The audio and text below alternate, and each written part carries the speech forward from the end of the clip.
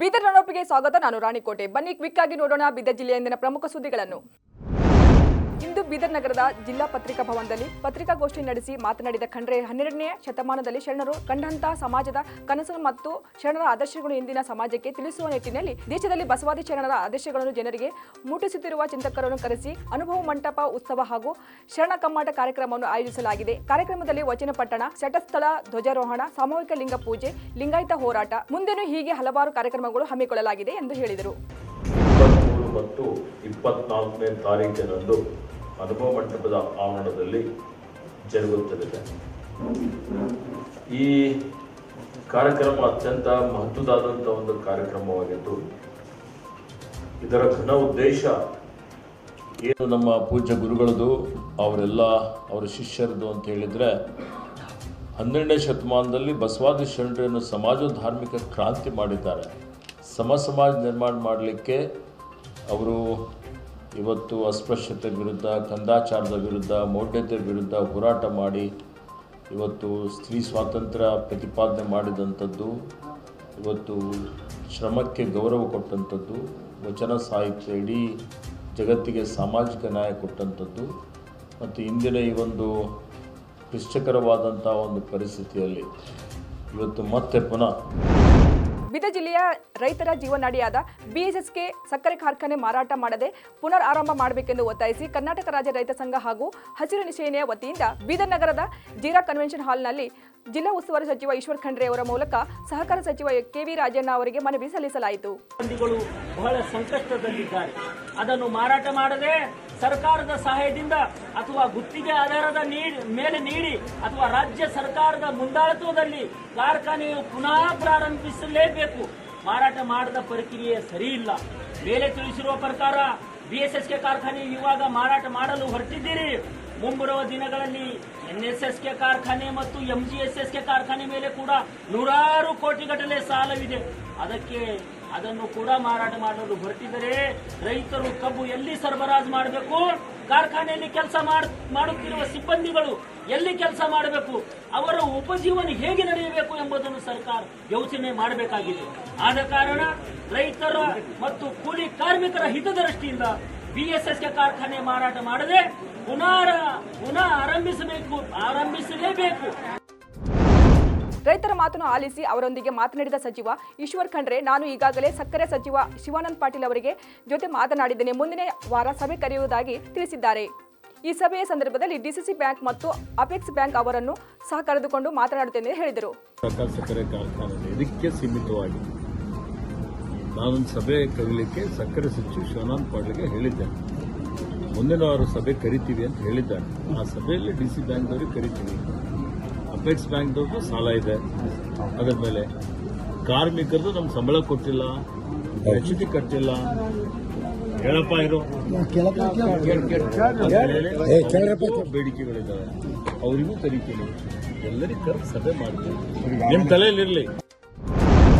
ಕರ್ನಾಟಕ ರಾಜ್ಯ ಸಹಕಾರ ಮಂಡಳಿ, ರಾಜ್ಯ ಪಟ್ಟಣ ಸಹಕಾರ ಬ್ಯಾಂಕುಗಳ ಮಹಾಮಂಡಳಿ ಹಾಗೂ ಬೀದರ್ ಜಿಲ್ಲಾ ಸಹಕಾರ ಯೂನಿಯನ್ ಸಂಯುಕ್ತ ಆಶ್ರಯದಲ್ಲಿ 70ನೇ ಅಖಿಲ ಭಾರತ ಸಹಕಾರ ಸಪ್ತಾಹ 2024 ಕಾರ್ಯಕ್ರಮವನ್ನು ಬೀದರ್ ನಗರದಲ್ಲಿ ಹಮ್ಮಿಕೊಳ್ಳಲಾಯಿತು. ಕಾರ್ಯಕ್ರಮವನ್ನು ಉದ್ಘಾಟಿಸಿ ಮಾತನಾಡಿದ ಬೀದರ್ ಜಿಲ್ಲಾ ಉಸ್ತುವಾರಿ ಸಚಿವ ಈಶ್ವರ್ ಖಂಡ್ರೆ, ಬೀದರ್ ಜಿಲ್ಲೆಯು ಸಾಮೂಹಿಕವಾಗಿ ಆರ್ಥಿಕ, ಶೈಕ್ಷಣಿಕ ಉತ್ತಮ ಸಾಧನೆ ಮಾಡುತ್ತಿದೆ. ನಮ್ಮ ಜಿಲ್ಲೆಯ ಫಲವತ್ತಾಗಿ ಭೂಮಿ ಇದೆ. ಆದ್ದರಿಂದ ಮಹಿಳೆಯರು ಸರ್ಕಾರಿ ಮತ್ತು ಸಹಕಾರ ಬ್ಯಾಂಕುಗಳ ಬಳಸಿಕೊಂಡು ಹೈನುಗಾರಿಕೆ ಮಾಡಬೇಕೆಂದು, ಸಹಕಾರಿ ಬ್ಯಾಂಕುಗಳ ರೈತರಿಗಾಗಿ ಕಾರ್ಯನಿರ್ವಹಿಸುತ್ತಿದೆ, ಅದನ್ನು ಸದುಪಯೋಗಪಡಿಸಿಕೊಳ್ಳಿ ಎಂದು ಹೇಳಿದರು. ಮನಸ್ಸು ಮಾಡಿದ್ರೆ, ನೀವೆಲ್ಲರೂ ಪ್ರಯತ್ನ ಮಾಡಿದ್ರೆ ಮಹಿಳೆಯರು ಸೇರಿಕೊಂಡಿದ್ದೀರಿ. ಹೈನುಗಾರಿಕೆ ಮಾಡ್ತೀರಿ, ಕೋಳಿ ಸಾಕಾಣಿಕೆ ಮಾಡ್ತೀರಿ, ಕುರಿ ಸಾಕಾಣಿಕೆ ಮಾಡ್ತೀರಲ್ಲ. ಈ ಕುರಿ ಸಾಕಾಣಿಕೆಗೆ ಸಾಲ ತೆಗೆದುಕೊಂಡಿದ್ದೀರಿ. ಹೀಗಾಗಿ ಹೈನುಗಾರಿಕೆಯಲ್ಲಿ ನೀವು ಮುಂದೆ ಹೋದ್ರಿ ಅಂತ ಹೇಳಿದ್ರೆ 5 ಲಕ್ಷ ಲೀಟರ್ ವರೆಗೆ ಹಾಲು ಉತ್ಪಾದನೆ ಮಾಡುವಂತಹ ಸಾಮರ್ಥ್ಯ ನಮ್ಮ ಜಿಲ್ಲೆಯಲ್ಲಿ ಇದೆ. ಇವತ್ತು ಅರ್ಬನ್ ಪ್ಲೇಸ್ ಅಲ್ಲಿ ನಾವು ಗೃಹ ನಿರ್ಮಾಣ ಸಹಕಾರ ಸಂಘಗಳ ನಿರ್ಮಾಣ ಮಾಡಿ ಕಡಿಮೆ ಬೆಲೆಯಲ್ಲಿ ಮಧ್ಯಮ ವರ್ಗದವರಿಗೆ ನಿವೇಶನ ಕೊಡುವಂತದಕ್ಕೆ ನಾವು ಪ್ರಯತ್ನ ಮಾಡಬಹುದು. ಇದೇ ರೀತಿಯಲ್ಲಿ ಸಹಕಾರ ಕ್ಷೇತ್ರದಲ್ಲಿ ಇನ್ನಿತರ ಅನೇಕ ಸಂಘ ಸಂಸ್ಥೆಗಳು, ಈ ಡಿಸಿಸಿ ಬ್ಯಾಂಕ್ ಇದೆ, ಪ್ರಾಥಮಿಕ ಸಹಕಾರ ಬ್ಯಾಂಕ್ಗಳಿದ್ದಾವೆ, ಅರ್ಬನ್ ಬ್ಯಾಂಕ್ಗಳಿದ್ದಾವೆ. ಇವೆಲ್ಲ ಬ್ಯಾಂಕಿನಿಂದ ಏನು ನಮ್ಗೆ ಲಾಭ ಆಗ್ತಾ ಇದೆ ಅಂತ ಹೇಳಿದ್ರೆ, ಸರ್ಕಾರಿ ಕಾರ್ಯಕ್ರಮಗಳ ಜೊತೆಲಿ ನಿಮ್ಗೆ ತುರ್ತಾಗಿ ಸಾಲ ಬೇಕಾಯ್ತು ಏನ್ ಮಾಡ್ತೀರಿ? ರಾಷ್ಟ್ರೀಕೃತ ಬ್ಯಾಂಕ್ಗಳಿದ್ದಾವೆ, ಇಲ್ಲ ಅಂತ ನಾನು ಹೇಳೋದಿಲ್ಲ. ಈ ರಾಷ್ಟ್ರೀಕೃತ ಬ್ಯಾಂಕ್ಗಳ ಸಮಸ್ಯೆ ಏನಿದೆ, ಅವರು ಅನೇಕ ಪೇಪರ್ಗಳು ಪತ್ರಗಳು ಕೇಳ್ತಾರೆ, ನಿಮ್ಗೆ ಅದು ತಗೊಂಬ ಇದು ತಗೊಂಬ, ಒಂದ್ಸಲ ಸಾಲಕ್ಕೆ ಹಾಕ್ತೀನಿ ಅಂತ ಹೇಳಿದ್ರೆ ಇವತ್ತು ಒಂದು ದಿವಸದಲ್ಲಿ 15 ದಿವಸದಲ್ಲಿ ಒಂದು ತಿಂಗಳಲ್ಲಿ ಸಿಗಲ್ಲ, 6 ತಿಂಗಳು 10 ತಿಂಗಳು. ಸರ್ಕಾರದ ಯೋಜನೆಗಳೇನಿದಾವೆ, ಶೈಕ್ಷಣಿಕ ಸಾಲ ಕೊಡಬೇಕಾದ್ರು ಇವತ್ತು ಅದರಲ್ಲಿ ವಿಶೇಷವಾಗಿ PMGP ಸಾಲ ಕೊಡಬೇಕಾದ್ರೂ 6 ತಿಂಗಳು 1 ವರ್ಷ ಸಿಗೋದಿಲ್ಲ ಅಂತೇಳಿ ದೂರುಗಳು ಬರ್ತವೆ. ಆದ್ರೆ ನಿಮ್ಮದೇ ಆದಂತಹ ಸಂಘಗಳಿದ್ದು ಅಂತ ಹೇಳಿದ್ರೆ ನೀವೆಲ್ಲರೂ ಕೂಡಿ ನಿಮಗೆ ತತ್ಕ್ಷಣ ಯಾವುದೇ ಶೋಷಣೆ ಇಲ್ಲದೆ.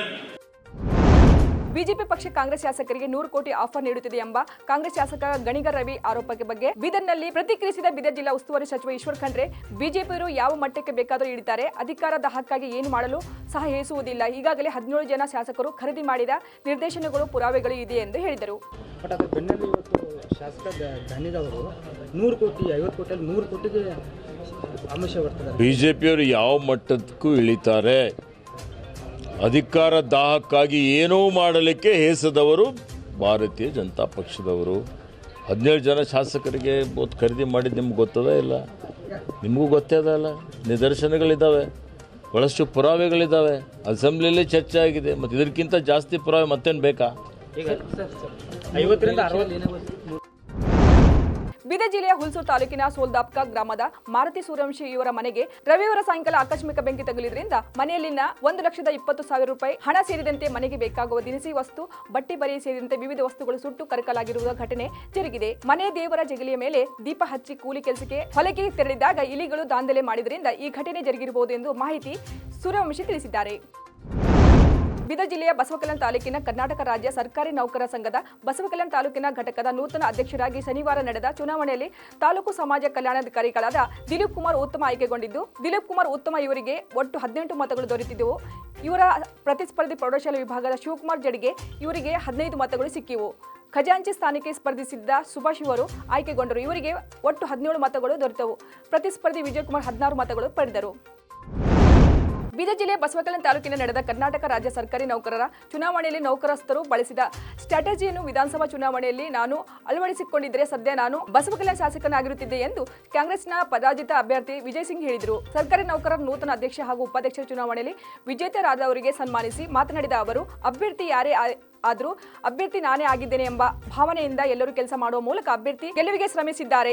ಈ ಮೂಲಕ ಬಸವಕಲ್ಯಾಣದಲ್ಲಿ ಹುಕುಂಶಾಹಿ ಆಡಳಿತ ನಡೆಯುವುದಿಲ್ಲ ಎಂಬ ಸಂದೇಶವನ್ನು ರವಾನಿಸಿದ್ದಾರೆ ಎಂದು ಶಾಸಕ ಶರಣು ಸಲಗಾರ್ಗೆ ಟಾಂಗ್ ನೀಡಿದರು. ಯಾರು ಗೆಲ್ಬೇಕಂದ್ರೆ ಒಬ್ಬರದೇ ಇಂಟ್ರೆಸ್ಟ್ ಇದ್ರೆ ಆಗಲ್ಲ. ಒಬ್ರು ಅಧ್ಯಕ್ಷ ಈ ಬೇರೆ ಎಲೆಕ್ಷನ್ ಏನಾಗುತ್ತೆ, ಅಧ್ಯಕ್ಷರು ಉಪಾಧ್ಯಕ್ಷರು ಮತ್ತೆ ನಮ್ಮ ಪರಿಷತ್ ಮೆಂಬರ್ ಅವ್ರು ಬರೀ ಅವರೇ ಓಡಾಡ್ತಾರೆ, ಬೇರೆಯವ್ರು ಓಡಾಡಲ್ಲ. ಸರ್ ಉಸ್ಕು ಫೋನ್ ಕರೋ ಇಸ್ಕು ಫೋನ್ ಕರೋ, ಫಸ್ಟ್ ಅವ್ರು ಕರೆಯೋದ್ರಲ್ಲೇ ಆಗುತ್ತೆ. ಇದರಲ್ಲಿ ಹಿಂಗಿರ್ಲಿಲ್ಲ. ಎಲ್ಲರೂ ನಿಮ್ಕಿನ ಜಾಸ್ತಿ ಇವು ಬೇರೆಯವರೆಲ್ಲ ಬಹಳಷ್ಟು ಆಸಕ್ತಿ ತಗೊಂಡು ಕೆಲಸ ಮಾಡಿದ್ದಕ್ಕೆ ಹಿಂಗೆ ರಿಸಲ್ಟ್ ಬಂದಿದೆ.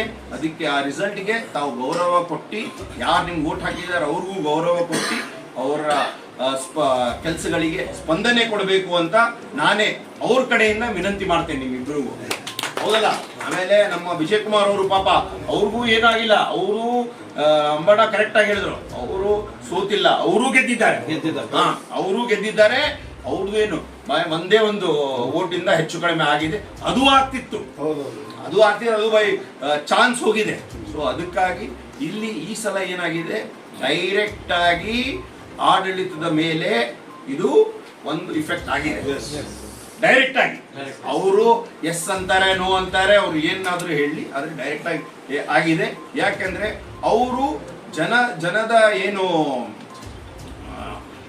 ಇಂಟ್ರೆಸ್ಟ್ ಇದೆ ಮತ್ತೆ ಅವ್ರ ಏನ್ ವಿಚಾರವಿದೆ ಅದು ಬಿಟ್ಟು ಅವ್ರು ಒಂಥರ ಹುಕುಂಶಾಹಿ ಮಾಡಕ್ಕೆ ಒಂದು ಪ್ರಯತ್ನ ಮಾಡಿದ್ರು. ಅದಕ್ಕೆ ತಕ್ಕ ಪಾಠ ನೀವು ಕಲಿಸಿದ್ದೀರಾ. ಕರೆಕ್ಟ್ ಅಲ್ವಾ? ರಾಜ್ಯದಲ್ಲಿ ಬಿಪಿಎಲ್ ಕಾರ್ಡ್ ರದ್ದತಿಯ ವಿಷಯ ಚರ್ಚೆಯಲ್ಲಿರುವಾಗ ಬೀದರ್ನಲ್ಲಿ ರಾಜ್ಯ ಅರಣ್ಯ ಖಾತೆ ಸಚಿವ ಈಶ್ವರ್ ಖಂಡ್ರೆ ಸ್ಪಷ್ಟನೆ ನೀಡಿದ್ದು, ನೈಜವಾಗಿ ಬಡತನ ರೇಖೆಗಿಂತ ಕೆಳಗೆ ಇರುವವರಿಗೆ ಬಿಪಿಎಲ್ ಕಾರ್ಡ್ ನೀಡಬೇಕು. ಆದರೆ ಸಾಹುಕಾರರು ಮತ್ತು ನೌಕರರು ಕೂಡ ಕಾರ್ಡ್ ಹೊಂದಿರುವ ಬಗ್ಗೆ ದೂರುಗಳಿವೆ. ಈಗಾಗಲೇ ರಾಜ್ಯದಲ್ಲಿ 80% ಜನರು ಬಿಪಿಎಲ್ ಕಾರ್ಡ್ ಹೊಂದಿದ್ದು, ಕೆಲವು ಜಿಲ್ಲೆಗಳಲ್ಲಿ 95% ಜನ ಕಾರ್ಡ್ ಹೊಂದಿದ್ದಾರೆ. ಹಾಗಾಗಿ ರದ್ದತಿ ಪ್ರಕ್ರಿಯೆ ನಡೆಯುತ್ತಿದ್ದು, ನೈಜವಾಗಿ ಬಡವರು ಇರುವವರು ಬಿಪಿಎಲ್ ಕಾರ್ಡ್ ನಿಂದ ವಂಚಿತರಾಗುವುದಿಲ್ಲ ಎಂದು ಹೇಳಿದರು. ಈಗ ಬಹಳ ಕಡೆ ದೂರುಗಳಿದೆ. ಸಾಹುಕಾರರು, ಮನೆ ಇದ್ದವರು, ನೌಕರರು ಇನ್ಕಮ್ ಟ್ಯಾಕ್ಸ್ ಕಟ್ಟೋರು ಎಲ್ಲರೂ BPL ಕಾರ್ಡ್ ತೆಗೆದುಕೊಂಡಿದ್ದಾರೆ ಅನ್ನುವಂಥದ್ದು ಒಂದು ನೋಡಿ ಆರೋಪ ಇದೆ. ಈಗ ನಾವು ಬಡತನಕ್ಕಿಂತ ಕೆಳಗಡೆ ಇದ್ದಂಥವ್ರಿಗೆ BPL ಕಾರ್ಡ್ ಕೊಡಬೇಕು ಅನ್ನೋಂಥದ್ದು ಇದೆ. ಬಡತನಕ್ಕಿಂತ ನಾವು ಅಂಕಿಅಂಶಗಳೇನು ತೋರಿಸ್ತೀವಿ, 20% ಬಡತನಕ್ಕಿಂತ ಕೆಳಗಡೆ ಇದ್ದಾರೆ. ಆಯಿತು, ಮಧ್ಯಮ ವರ್ಗದವ್ರಿಗೂ ಸೇರಿಸ್ಕೊಳ್ಳಿ. ಮ್ಯಾಕ್ಸಿಮಮ್ ಎಷ್ಟು ಆಗ್ತಾರೆ? 50%, 60%, 80% BPL ಕಾರ್ಡ್ ಕೊಟ್ಟಿದ್ದೇವೆ. ಕೆಲವೊಂದು ಜಿಲ್ಲೆಗಳಲ್ಲಿ 95% BPL ಕಾರ್ಡ್ ಹೋಗಿದ್ದಾವೆ. ಅಂದರೆ ಯಾರು ಅದ್ರ ಬಗ್ಗೆ ಇವತ್ತು ನೈಜವಾದಂಥ ಯಾರು ಬಡತನಕ್ಕಿಂತ ಕೆಳಗಡೆ ಇದ್ದಂಥವ್ರಿದ್ದಾರೆ ಅವ್ರು ಯಾರಿಗೂ BPL ಕಾರ್ಡಿಂದ ವಂಚನೆ ಮಾಡಲಾಗುವುದಿಲ್ಲ.